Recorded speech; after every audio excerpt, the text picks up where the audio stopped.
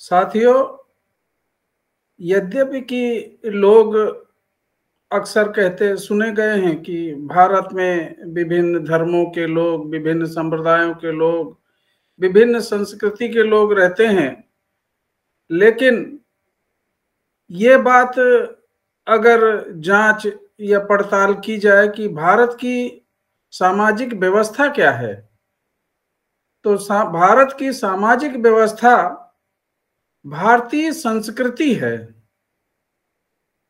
भारतीय संस्कृति क्या है? भारतीय संस्कृति वर्ण व्यवस्था पर आधारित है। वर्ण व्यवस्था जिसमें 4 वर्ण हैं: ब्राह्मण, क्षत्रिय, वैश्य, शूद्र। ये 4 वर्ण हैं। ये 4 वर्ण, ऊपर के 3 वर्ग, 3 वर्ण तो एक वर्ग है जिसे सवर्ण बोला जाता है। सवर्ण एक ही वर्ण के लोग, अलग अलग वर्ण हैं, अलग अलग जातियां भी हैं, लेकिन उनका वर्ण एक है, सवर्ण है। और जो चौथा वर्ण है शूद्र,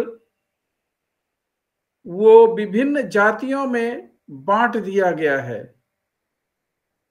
यदि समाज व्यवस्था इन 4 वर्णों पर चल रही होती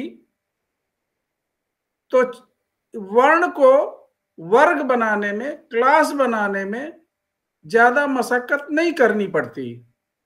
चाहे वो मार्क्सवादी लोग हों या सामाजिक व्यवस्था परिवर्तन के लोग हों, जिन्हें इस चौथे वर्ण को विभिन्न जातियों में जो बटा हुआ है और उसमें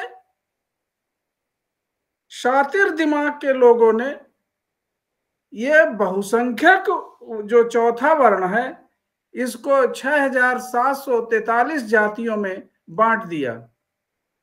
ये सभी जातियां अपने को ऊंचा समझती हैं और अपने ही बाड़े में, अपने ही दायरे में, अपनी ही जाति में रहना चाहती हैं।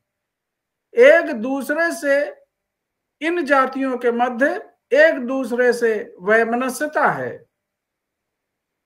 समाज में इस तरह के जाति भेद के कारण जो बंटवारा है, उससे समाज में भेदभाव, ऊंच नीच, शोषण, अन्याय, अत्याचार की नींव पड़ी है। यही सामाजिक जो असमानता है और गैर बराबरी की ये जो विचारधारा है, ये मनुष्य को मनुष्य नहीं रहने देती। ये सवर्ण जो वर्ग है, वर्ण है, ये एक क्लास है, लेकिन वे एक दूसरे के पूरक हैं, एक दूसरे का साथ देते हैं। एक सवर्ण एक वर्ग है, क्लास है। और जो दूसरा शूद्र वर्ण है, वो वर्ण नहीं है, वो 6743 जातियां हैं। वो क्लास नहीं है, वे जातियां हैं। इनको, ये बहुसंख्यक है, ये अवर्ण है, इसे अवर्ण कहा जाता है। ये सवर्ण में बिल्कुल शामिल नहीं है। अगर सवर्ण हिंदू कल्चर है तो ये अवर्ण हिंदू कल्चर के भाग नहीं है। ये हिंदू अर्थात हिंदू नहीं है। ये लोग अमानवीय व्यवहार, मानवता के विरुद्ध जो है,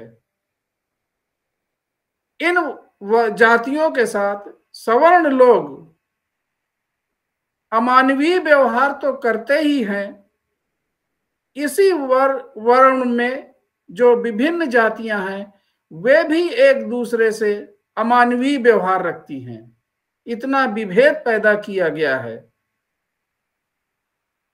ये जो अब लोग समाज सुधार, सामाजिक परिवर्तन के तमाम आंदोलन बहुजन महानायकों के द्वारा चलाए गए, ये सामाजिक परिवर्तन के आंदोलन थे, जिसमें मनुष्य को मनुष्य समझा जाए,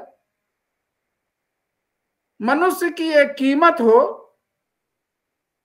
यहां तक कि बाबा साहब का पूरा जीवन मनुष्य में समानता, स्वतंत्रता और बंधुता स्थापित करने का आंदोलन रहा है। ये सामाजिक व्यवस्था इतनी क्रूर है कि मनुष्य में पशुवत संस्कार बढ़ते ही जा रहे हैं। मनुष्य की कीमत आजादी के बाद भी मनुष्य कहलाने का हकदार वो उस समय होता है जब कोई चुनाव होता है। क्योंकि भारत के संविधान द्वारा यहां के व्यक्तियों को वोट का अधिकार दिया गया है और जिसमें वोट की कीमत 1 वोट 1 वैल्यू एक है। चाहे वो जिस व्यक्ति की, चाहे राष्ट्रपति के वोट की कीमत हो, पूंजीपति के वोट की कीमत हो या मजदूर के वोट की कीमत हो, बराबर है। इसलिए उसके साथ मानवीय व्यवहार होता है। चुनाव के बाद वो व्यक्ति फिर उसी जाति या वर्ण के आधार पर पुकारा जाता है। तो जितने भी शिक्षा का प्रचार प्रसार हो, लोकतंत्र की अवधारणा जो भारतीय संविधान द्वारा व्यक्त की गई है, जिसमें मनुष्य को मनुष्य समझा गया है, आज लोकतंत्र अधमरा हो गया है। संविधान केवल इसलिए जिंदा है कि लोकतंत्र की कुछ धाराएं, कुछ विचारधाराएं अभी जीवित हैं। जिस दिन लोकतंत्र बिल्कुल मर जाएगा, उस दिन संविधान भी मर जाएगा। बहुजन आंदोलन व्यक्ति को उसकी गरिमा दिलाने के लिए, विषमता, गैर बराबरी, भेदभाव खत्म करने के लिए, समता मूलक समाज की स्थापना के लिए ये बहुजन आंदोलन है। लेकिन इस आंदोलन में लोग भीतर घात करके इस वर्ण के लोग ही, इस वर्ग के लोग ही इस बहुजन मूवमेंट को सफल नहीं होने दे रहे हैं। साथियों, बहुत गंभीरता से इस बात को लेने की जरूरत है कि अगर लोकतंत्र बचेगा तो संविधान बचेगा, तो बहुजन नायकों का सपना बचेगा, तो बाबा साहब का सपना बचेगा। ये बहुजन आंदोलन ही लोकतंत्र को, संविधान को बचाए रखेगा और लोकतंत्र का और बहुजन मूवमेंट का जनक, बहुजन मूवमेंट की विचारधारा बहुजन समाज पार्टी की विचारधारा है, जो लगातार अपने प्रयास में कार्यरत है।